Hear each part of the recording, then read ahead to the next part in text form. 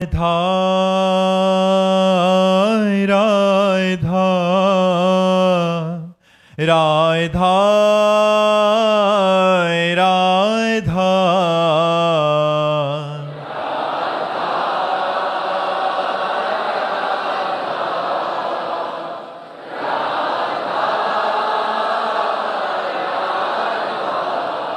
हाय राधा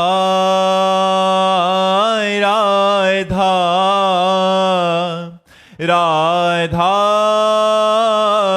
राधा राधा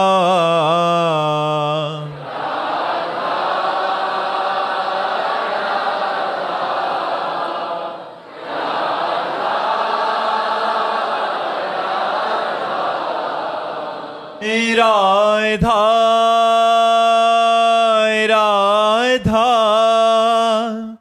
राधा राधा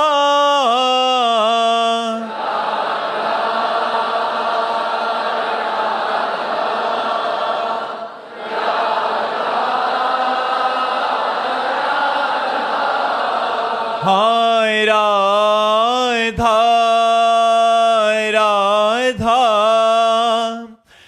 राधा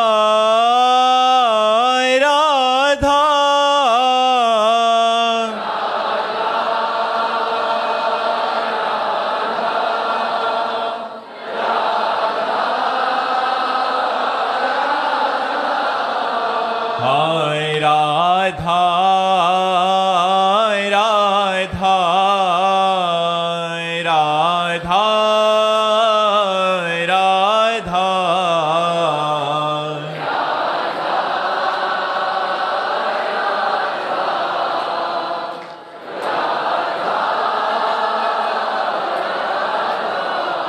हाय राधा राधा राधा राधा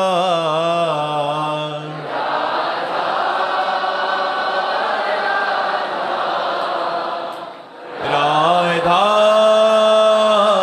राधा श्री राधा वल्लभ लाल की, समस्त संत हरि भक्तन की, श्री वृंदावन धाम की, सद्गुरुदेव भगवान की। वर्षा जी राजस्थान से। राधे राधे महाराज जी। महाराज जी, अगर कोई साधक व्रत एवं उपवास मन को नियंत्रण करने के लिए करता है तो ये शरणागति में बाधा तो नहीं है? ऐसी स्थिति में साधक को क्या करना चाहिए महाराज जी? नहीं, ये तो हम अपने मन को पवित्र करने के लिए संयम में लाते हैं कि हमको ये नहीं पाना, ये नहीं पाना, इतना पाना है, ऐसे चलना है। प्रारंभिक है, इसका कोई ज्यादा महत्व नहीं है, इसका कोई खास महत्व नहीं है। सात्विक भोजन भगवान को अर्पित करके अल्पाहार किया जाए तो इससे हमारे मन पर काबू होने में बड़ा सहयोग मिलता है।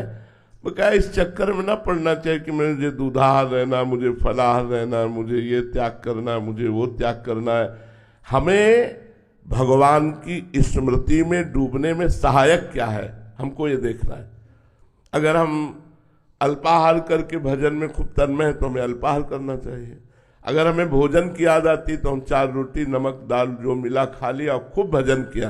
प्रधानता भजन की है, प्रधानता इस तरह के जो ये प्रारंभिक साधक करते हैं, करना भी चाहिए, लेकिन प्रधानता भजन की पुष्टता के लिए स्वल्पाहार और सात्विक भोजन, अब वो चाहे रोटी दाल हो, चाहे फल फूल हो, जो भी तुम्हें प्राप्त हो जाए। भगवत प्राप्ति के उपासक को चाहिए कि हमारा जो सबसे बड़ा बंधन है, विक्षेप है, वो इच्छा। इसीलिए हमारे यहाँ माधुकरी वृत्ति संतों को और गृहस्थ को धर्म से कमाए हुए धन के द्वारा प्राप्त अन्न अल्पाहार कहा गया है।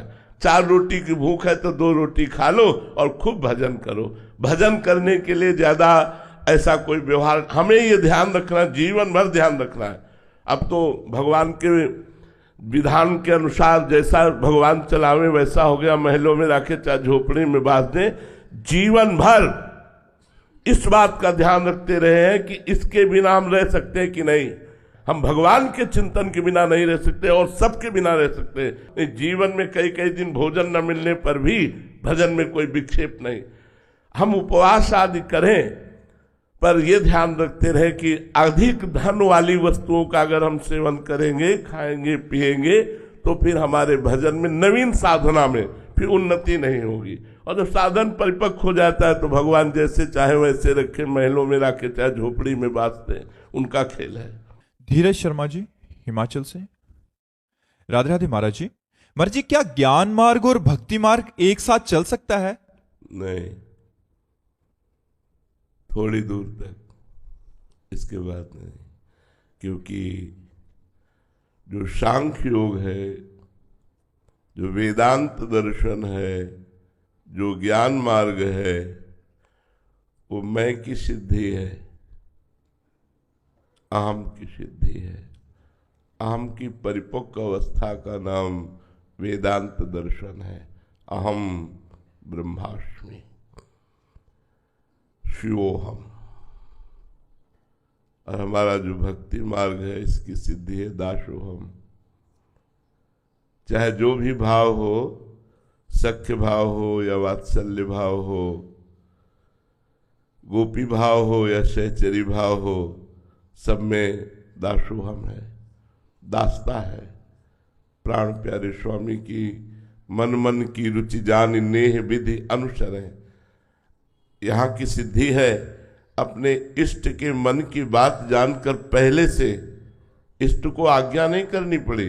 मन मन की रुचि जान नेह विधि अनुसर है। प्रेम विधान के अनुसार अपने इष्ट के मन की बात जानकर पहले ही सेवा का विस्तार कर दिया।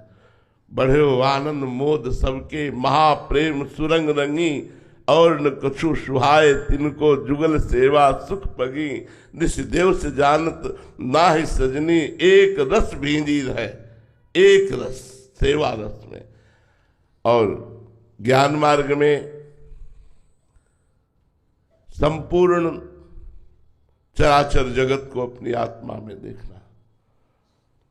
संपूर्ण चराचर जगत में जब हम मैं को देखते हैं कि मैं ही विराजमान हूं, सब मेरे में मैं, तो ये तो हमारे स्वामी का आदेश है। यो माम पश्यति सर्वत्र सर्वम तमय पश्यति तस्याहम न प्रणश्यामि सच में न प्रणश्यति। हम देखते हैं वासुदेव को, आप देखते हैं मैं को।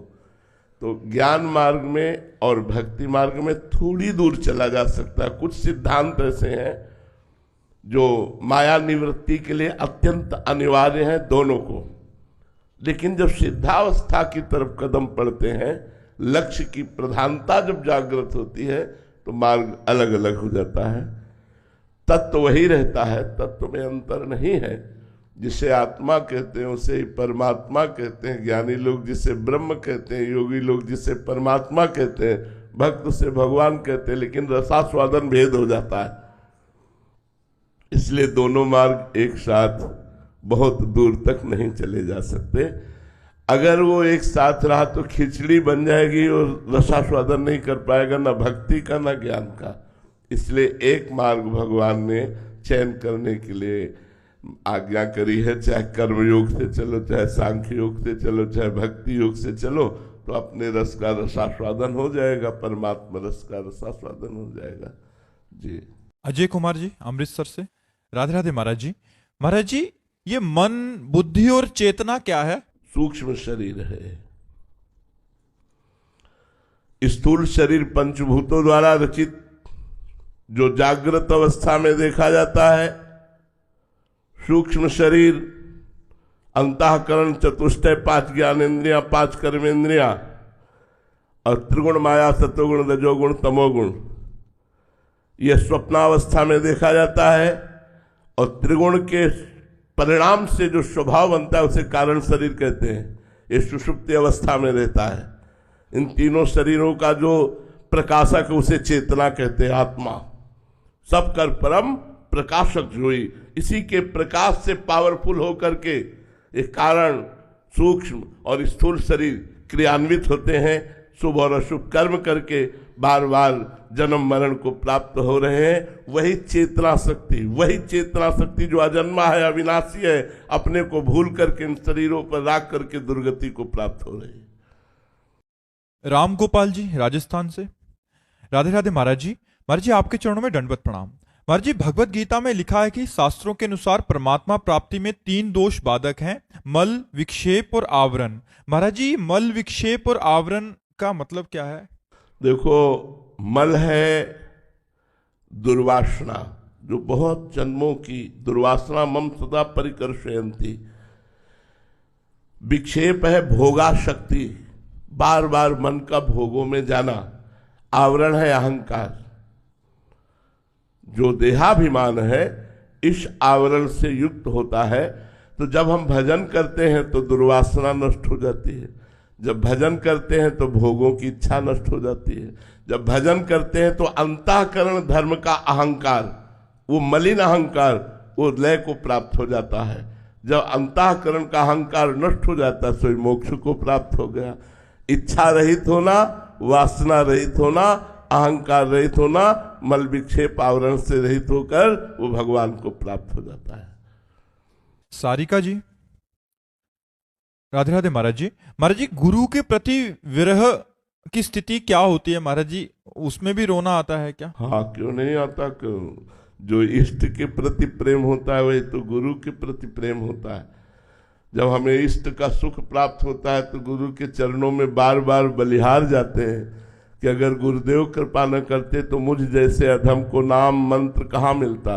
और नाम मंत्र की कृपा से आज मुझे सुख जो मिल रहा है, परमात्मा अध्यात्म, ये गुरु कृपा है। इसलिए गुरु चरणों में न्यौछावर होता जाता है और एकांत में अपने गुरु का ध्यान करते हुए रोता है, उनसे बातें करता है, उनसे प्रार्थना करता है कि आप कभी हमसे बिलग मत होइएगा, आप कभी रूसिएगा नहीं। हे नाथ, मैं जैसा भी पतित नीच हूँ आपके चरणों की शरण में हूँ। बार बार वो गुरुदेव की शरण में होता रहता है। एकांत में गुरुदेव के द्वारा दी हुई उपासना से अपने समय को मंगलमय काटते हुए उनके ध्यान में, उनके चिंतन में समय गुजारता है। यही गुरु प्रेम है। गुरु प्रेम का मतलब केवल अंग संग नहीं है। गुरु का ध्यान, गुरु की आज्ञा का पालन, गुरु मंत्र का जप, गुरु के प्रति अंदर से आसक्ति, ये गुरु प्रेम है। कमल प्रमोद जी राधे राधे महाराज जी। महाराज जी चिंता किस प्रकार कम हो महाराज जी? चिंतन के द्वारा। यदि हम भगवत चिंतन करने लगे तो संसार की, देह की आवश्यकताओं की, नाना प्रकार के विषयों की चिंताएं अपने आप नष्ट हो जाएगी।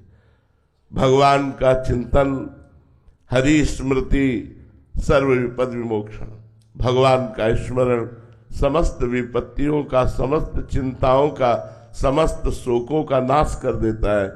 इसलिए हमारी सबसे प्रार्थना है, चिंता, भय, शोक, विषाद, वासनाएं, ये सबके हृदय में है। सबके हृदय में जो जितना अध्यात्म से जुड़ेगा वो उतना ही बच पाएगा। नहीं तो चिंता, भय, शोक, विषाद और वासना, दुर्वासना, ये सबके हृदय को खींचती रहती, जलाती रहती है। पर जीव किंचन मात्र जहां सुख नहीं है, ऐसे विषयों में भूला हुआ सुख का अनुभव करने के लिए और चिंता, शोक, भय को बढ़ाता चला जाता है। हम सोचते हैं कि धन से सुख शांति मिल जाएगी, नहीं हुई। भोगों से सुख शांति, आप सब है, आपके पास आवश्यकता के अनुसार भोग है, लेकिन क्या आप शांत हैं? क्या आप निश्चिंत हैं? क्या आप निर्भय हैं? क्या आप निशोक हैं? नहीं है। जब तक भगवान की शरण में नहीं जाओगे, भगवान का चिंतन नहीं करोगे, तब तक चिंताओं से मुक्त नहीं हो सकते। प्रणत कामदम पद्मजार्चितम धरणि मंडनम ध्येयमापदि। जो इनके चरणों की शरण में हो जाता है उसकी समस्त चिंताएं मिटा देते हैं। चिंतामणि है। चिंतामणि प्रणमताम ब्रज नागरीणाम चूड़ामणि कुलमणि वृषभानु। अगर हम श्री श्यामा श्याम की शरण में हो जाते हैं, प्रतिपल श्यामा श्याम श्यामा श्याम कहते हैं, तो आप देख लीजिएगा कोई चिंता ही नहीं रह जाएगी। जो चाहत है नित्य सुख, अरु मन को विश्राम, हित ध्रुव हित सो भजत रहो, पल पल श्यामा श्याम श्यामा श्याम। सबसे बड़ी साधना, आराधना, उपासना, अध्यात्म, भगवत चिंतन होना है। गीता जी में प्रधानता चिंतन की कही, अनन्य चिंतन तो माम अनन्य चेता सततम यो माम स्मृति नित्य सा। जगह जगह देखो चिंतन की बात कही गई। संपूर्ण गीता जी सुनने के बाद जो शोकग्रस्त विषादग्रस्त अर्जुन जी थे, उन्होंने कहा नष्टो मोहा स्मृति लब्धा तत्प्रसादान में अच्युता। हे अच्युत, आपकी कृपा प्रसाद से अब शोक नष्ट हो गया, मोह नष्ट हो गया। क्या प्राप्त हुआ? स्मृति लब्धवा, भगवत स्मृति जागृत हो गई। इसलिए हमारी प्रार्थना है सबसे, धन पद भोग विषय ये तुम्हारे हृदय को शीतल नहीं कर पाएंगे, क्योंकि तुम अविनाशी भगवान के अंश हो। तुम जब तक भगवान की शरण में नहीं आओगे, भगवान का चिंतन नहीं करोगे, भगवान की लीला कथाएं नहीं सुनोगे, भगवान का नाम कीर्तन नहीं करोगे, तब लग कुशल न जीव कहूं, सपने हूं मन विश्राम। जब लग भजत न राम कहूं, शोक धाम तज काम। इसलिए चिंताओं का नाश करने के लिए चिंतामणि भगवान का नाम। पायो नाम चारु चिंतामणि, उर करते न खसई हो, अबलो नसानी अब ना नसई हो। पा गया चिंतामणि प्राप्त। क्या? पायो नाम चारु चिंतामणि, उर करते न खसई हो। अब हृदय रूपी हाथ से नाम रूपी चिंतामणि को छूटने नहीं दूंगा। हर समय हृदय में सुमिरन करूंगा, राधा राधा राधा राधा। चिंताएं नष्ट हो जाएंगी, बाधाएं नष्ट हो जाएंगी, आप आनंद में नाच पड़ेंगे। आप देख लीजिए आनंद किसे कहते हैं, अभी तक पहचाना ही नहीं। आप हर समय नाम जपने का अभ्यास कीजिए, उठते बैठते चलते फिरते आपका यह लोक और परलोक सब मंगल हो जाएगा, विश्वास कीजिए। प्रदीप कुमार जी यमुनानगर से। राधे राधे महाराज जी। गुरुदेव कृपया मार्गदर्शन करें कि आपके सत्संग से हमें यह पता चला कि संचित और क्रियामान कर्म को भजन के द्वारा नष्ट किया जा सकता है, परंतु प्रारब्ध सबको भोगना ही पड़ता है और बड़े बड़े महापुरुषों को भी प्रारब्ध भोगना ही पड़ा। और आपके श्रीमुख से यह भी सुना कि भगवान सर्वशक्तिमान है, सब कुछ करने में समर्थ है महाराज जी, फिर वो अपने भक्तों के प्रारब्ध को पूर्ण रूप से नष्ट क्यों नहीं करते?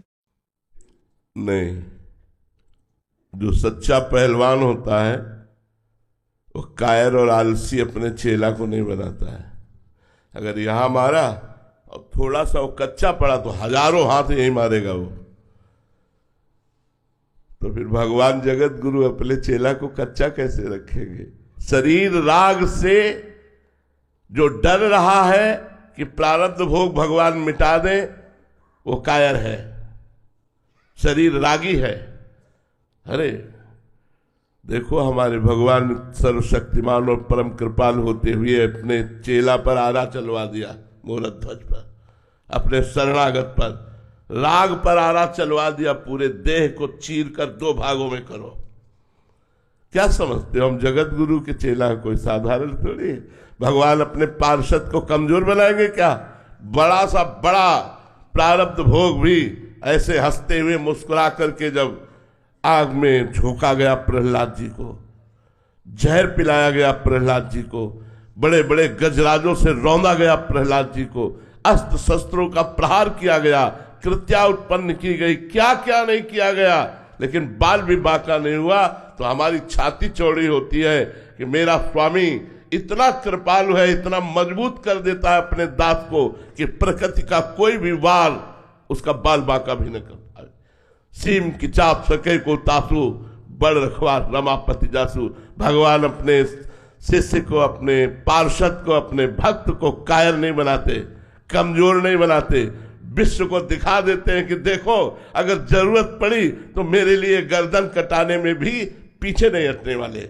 इसलिए भगवान प्रारब्ध नहीं मिटाते, प्रारब्ध भोगने की सामर्थ्य देते हैं। भोगो और मेरा स्मरण करते हुए जगत के लिए उदाहरण बनो, जगत को दिखाओ कि हम भगवान के हैं और हर कष्ट सहकर भगवान के हैं, इसलिए बड़े बड़े महापुरुषों के शरीरों में भीषण पीड़ा दी गई। ये क्या है?